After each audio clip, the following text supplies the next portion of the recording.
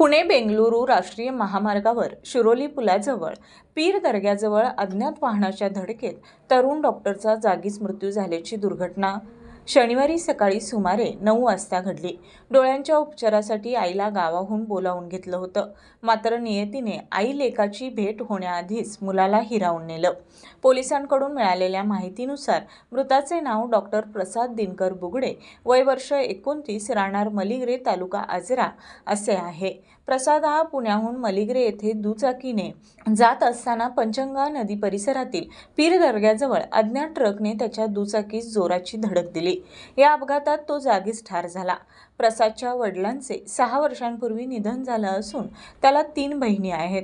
कुटुंबातील सर्वात लहान असूनही घरची जबाबदारी त्याच्यावर होती।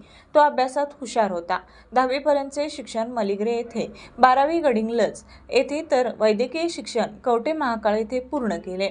तो मिरज येथे डॉक्टर असलेल्या बहिणीकडे राहत होता आणि तिनेच त्याचे वैद्यकीय शिक्षण पूर्ण करण्यास मदत केली होती। आईच्या डोळ्यावर उपचारांसाठी त्याने आईला तावडे हॉटेल येथे येण्यास सांगितलं होतं। तेथून दोघे कणेरी मठ येथे उपचारासाठी जाणार होते, मात्र पीर दर्गा ते तावडे हॉटेल हे अवघ्या 1 किलोमीटरचं अंतर असतानाच हा अपघात झाला। या घटनेने परिसरात हळहळ व्यक्त होत असून कुटुंबावर शोककळा पसरली आहे।